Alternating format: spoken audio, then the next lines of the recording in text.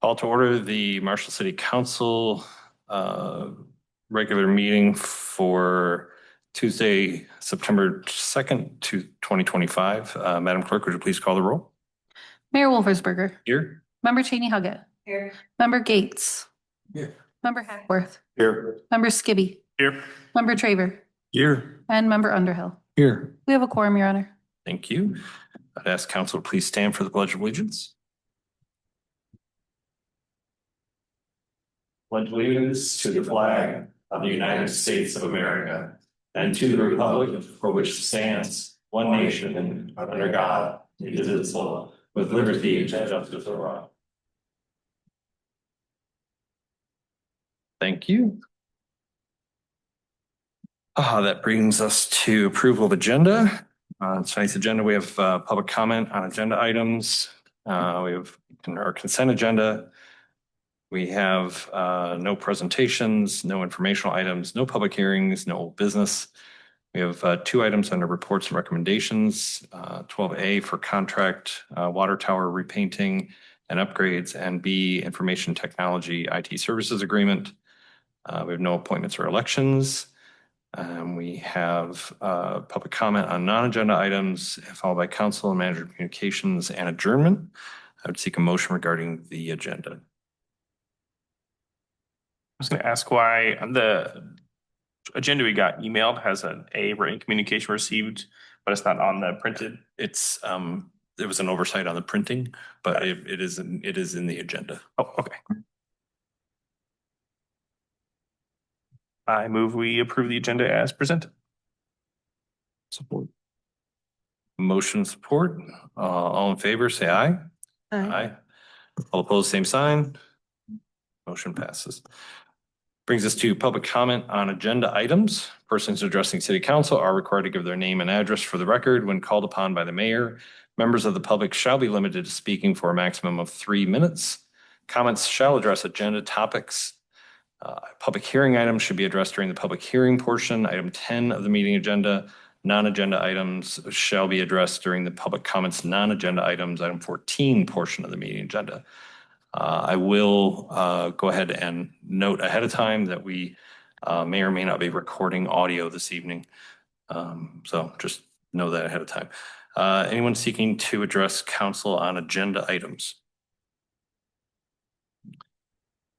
Mr. Adams.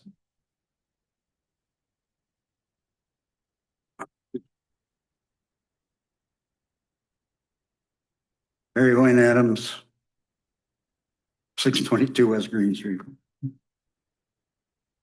How convenient, no audio. Too bad I don't know how to sign. The issue of 12A, you know, having to do upgrades on the water system, and it's fine that you want to do facial maintenance of the water tower, but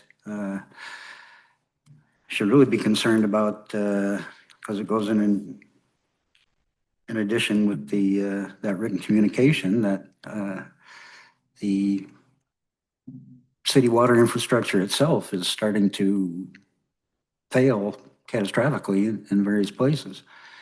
And as an example, just up by High Street, just north of Mansion, there was some sort of repair that went on in which there had been no apparent problem beforehand. But after the repair was effectuated and the asphalt cap was put over, a small leak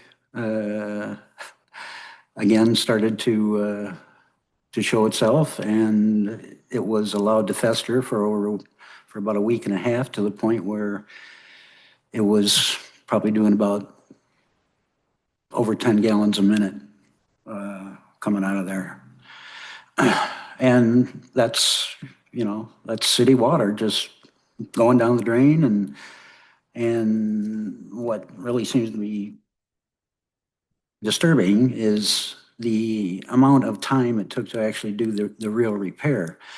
I mean, within a day or so, somebody came by them, put a traffic cone there, but allowed it to fester into something that probably will end up costing the taxpayers 10 times the amount that it should have when it could have been caught in the bud. So, I hope your use of tax dollars for basic infrastructure remains secure, and most importantly, that the public utility guys are right there on the job. Your electric guys, they're Johnny on the spot, but when that stuff takes more than a week and a half, and the water was just gushing down the storm drain. So prudent use of tax dollars. That's the message. Thank you, Mr. Adams. Anyone else wishing to address council this evening on agenda items? Seeing none, we'll move to the consent agenda. Of item 7A, city council minutes from the regular session on August 18th, 2025. 7Bs are city bills, purchases from August 15th, 2025 of $146,507.50. Purchases from August 22nd, 2025 of $2,075,377.58. And purchases from August 29th, 2025 of $348,786.80 for a total of $2,570,671.88. And then 7C is the master services agreement with Commonwealth Associates. I would seek a motion on the consent agenda.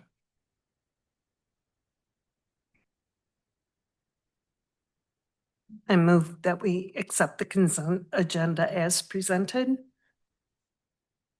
Support. A motion supports. Roll call vote, please. Member Gates, Yes. Member Hackworth, Yes. Member Skibby, Yes. Member Traver, Yes. Member Underhill, Yes. Mayor Wolfersberger, Yes. and Member Cheney Huggett. Yes. Motion carries, Your Honor. Thank you. That takes us all the way down to item 12A, contract for water tower painting and upgrades, and Director Davenport.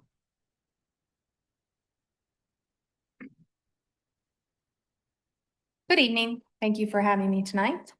I'm bringing before you a contract for rehab and painting of our 200,000 gallon water tank, which is located on Industrial Road. In previous inspections, to be clear, 5 years ago, our tanks are inspected every 5 years as regulations dictate. The remaining life of the tank coatings was predicted to be ending soon. So that is the main impetus for issuing this RFP. And also in recent sanitary surveys for our water department, which are performed by Eagle, there were other mechanical type repairs that need to be made related to valves, flaps, overflows, screens, things like that. So some of that work that was identified in our sanitary survey we have performed. Other components of that work can only be done when the tower is drained, which is also when the tower can be painted. So this includes interior and exterior painting. And and those repairs that require the tower to be drained because it's going to be out of service while we're doing the painting work. We received 3 bids on this project. And the lowest was E&L Painting out of Howell, Michigan. Our engineering support on this type of work is Dixon Engineering. They are a tank inspection and engineering firm, and that's what they specialize in. Provided us a recommendation for approval based on their previous experience with E&L Painting.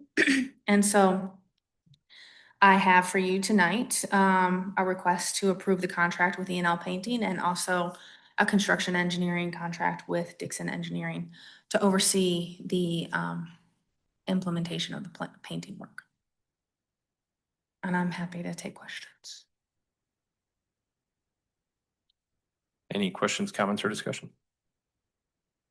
Just out of curiosity, I imagine it must be a special kind of paint if it's going to be in contact with the drinking water and everything. Can you tell us anything about what that entails? I mean, there must be an industry standard paint that's used for that. Yeah, so there's, I don't know a lot of details on the paint, to be honest.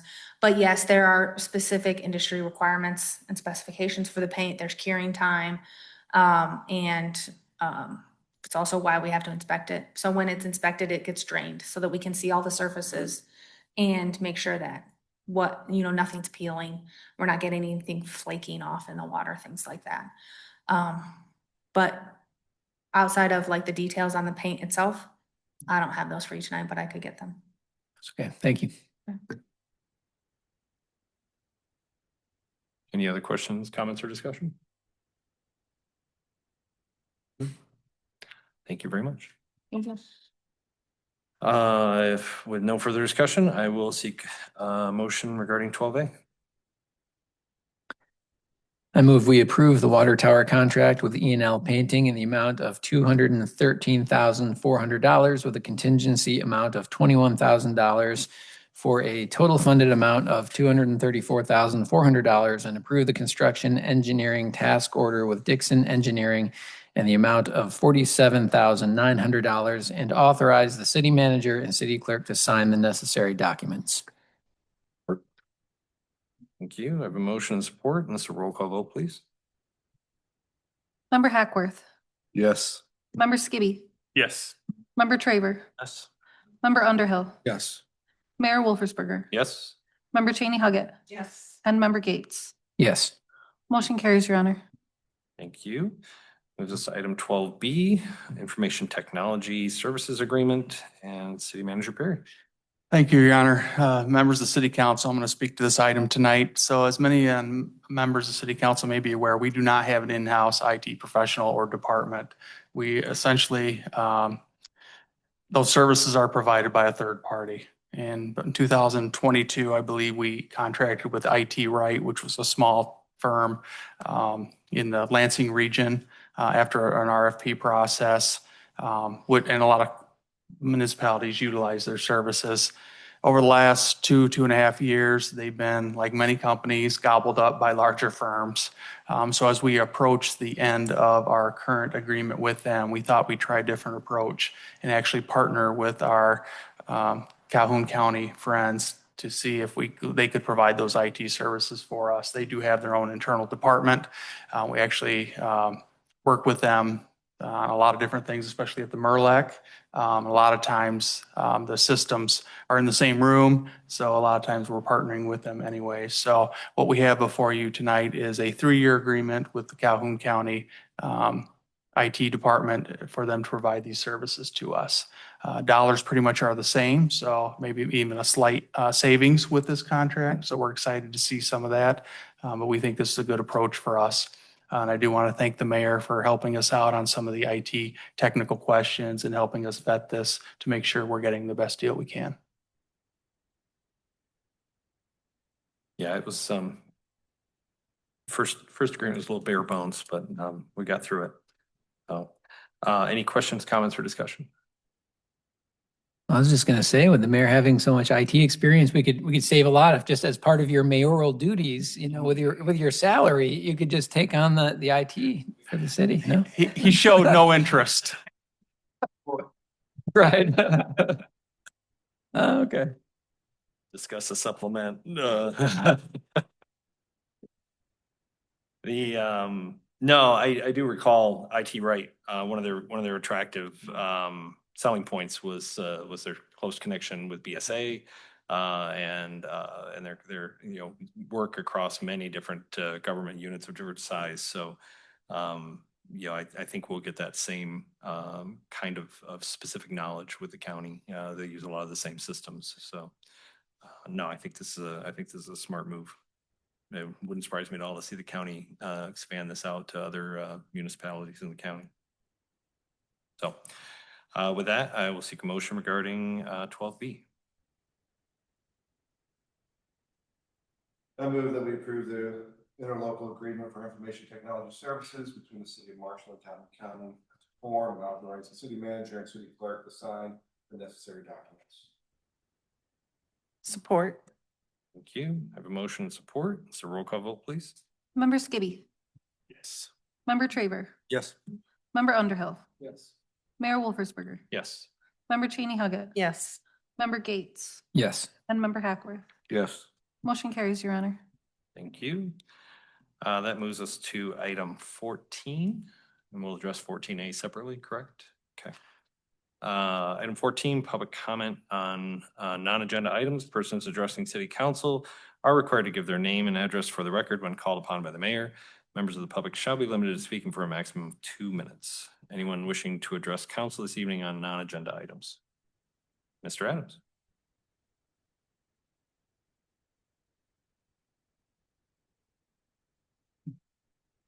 Again, Barry Wayne Adams. Speaking in the dead air.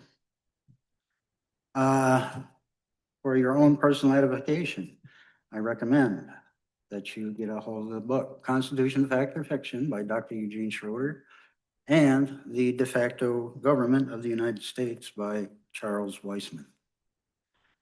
They are very enlightening and very in-depth dissection of our system of government, showing that, in fact, the notion of a constitutional republic is a fallacy, particularly with the onslaught of the president's use of executive orders and de facto martial law going on elsewhere.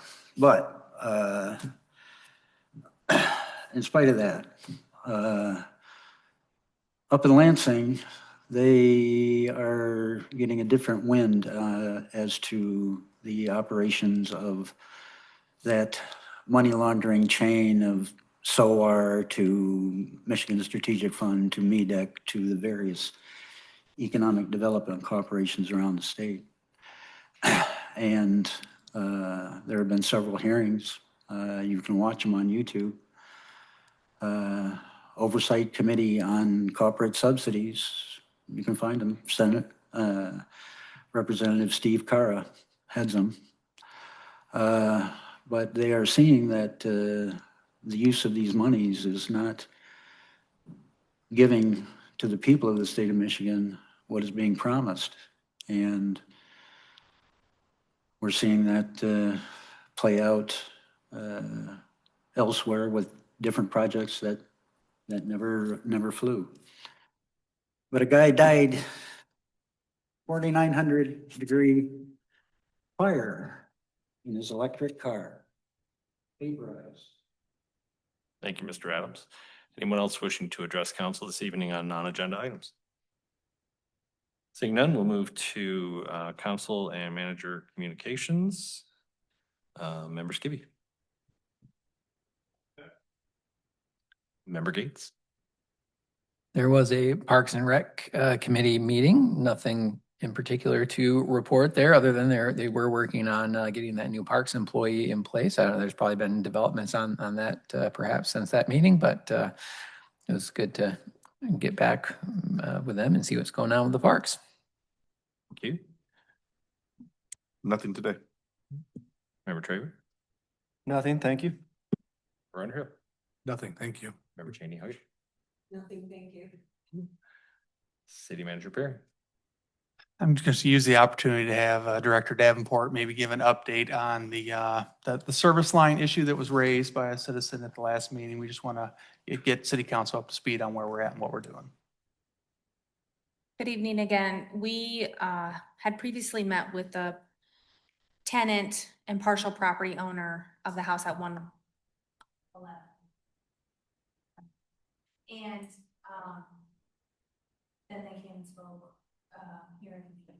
Following up that meeting, we met with them again and included with the other partial owner of the property currently reside out or out west. So we all talked via phone and in person.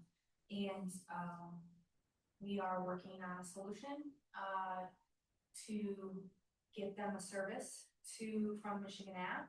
And we are currently getting quotes from the work And that is the next step with them. So our meeting resulted in they wanting to understand what it would take to get a new service installed. Mostly what's the cost. And so we laid out a plan of how we would like to go about that, and we're currently getting quotes. We committed to having pricing back to them by Friday this week, so that we can meet again next week potentially and discuss how we move forward with that. Thank you. Any questions, comments, or discussion? How does that work financially if the existing service fails? So they have to pay for a new one? Is that how that works?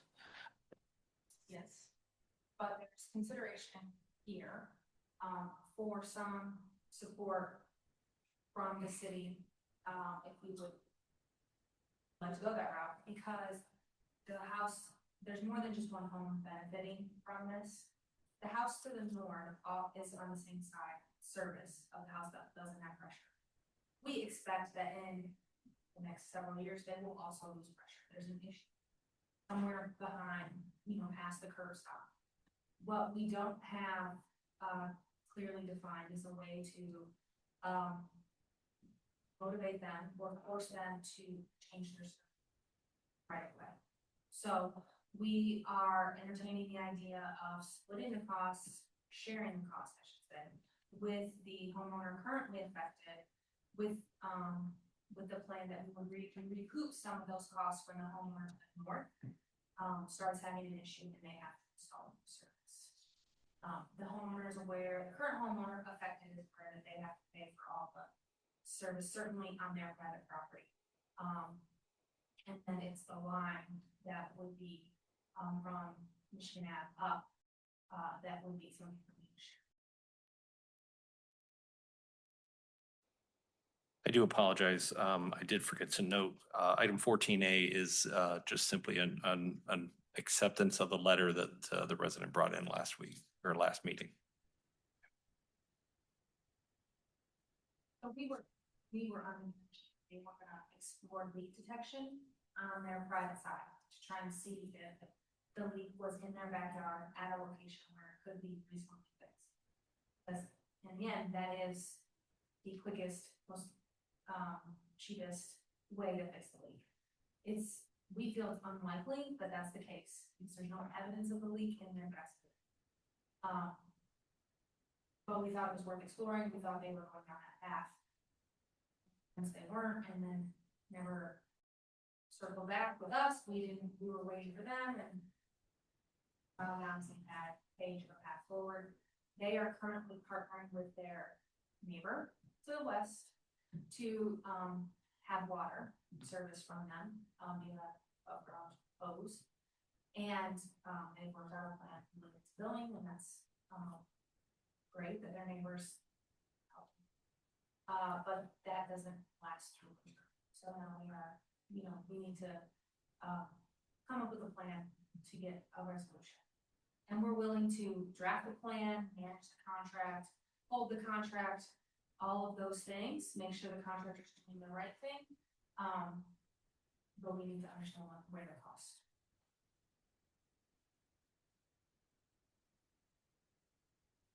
We recently adopted a new connection fee. Would that apply here? They are currently the user, and so they're not increasing their meter size, and so therefore they will not be charged for capacity. Thanks. And so to make sure I understand it, so everything from our main to their house is their responsibility. Is that correct? Yeah, yes, that's correct Okay. today. Everything from what we call the curb stop, it's the valve, but typically at the right of way line, is from the curb stop to the homeowner is the homeowner's responsibility. And so black and white, our rules today, their problem is on their private property, past our obligation of the curb stop to provide service.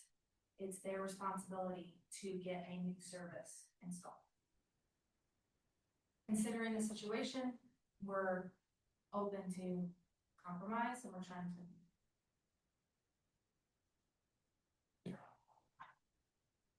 So we have determined that there's plenty of water pressure going from street side to because it's going through one home and then to the second home, correct? Because there's what, multiple, there's two residences? It's not gonna go through the home. it Right, just- but there's two residences on one, right. Main. One back at the main, there's one curb stop that's a valve. Mhm. That line is single until it gets to some point behind the two homes and splits. Okay. The first house to the north, then the second house. The second house is the one that does not have the pressure, does not have any pressure at this point. The house to the north does have plenty of pressure. Yes. Okay.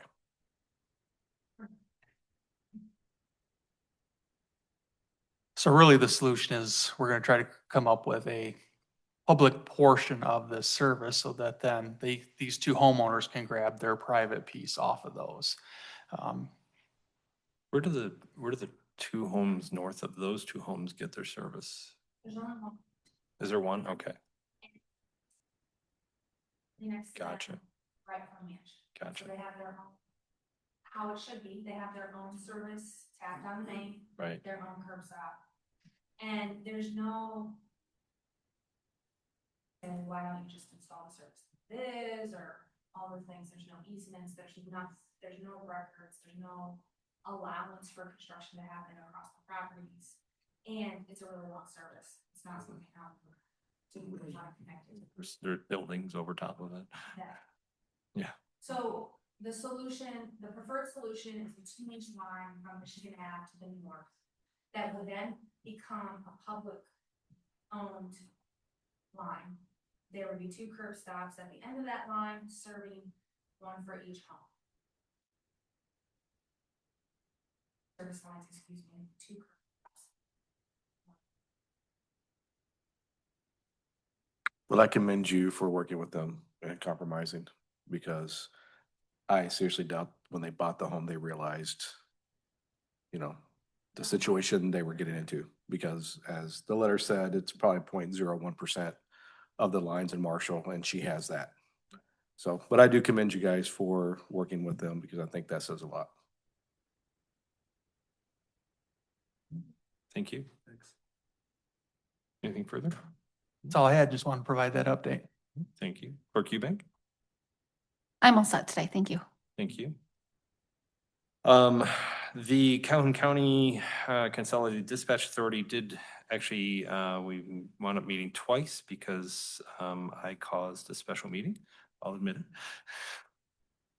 But we did end up approving an agreement with the Calhoun Intermediate School District to allow for the 911 dispatch authority to get tied in to the school camera systems during a critical event. There are very clear rules about when it can be activated, when it has to be deactivated. The county will not be storing or retaining any images or video at all. This is strictly to assist with guiding responders in a critical event. So, but it's quite an accomplishment, and I believe one of the first in the state to accomplish this. So, yeah. And I will, I must mention Home Tour, 60th anniversary of Home Tour this weekend. Should be a fun time. Looks like there's some great homes on the tour, and I look forward to seeing all of you down there. With that, I'll take a motion to adjourn. So moved. Motion support. All in favor, say aye. Aye. Opposed, same sign. We are adjourned.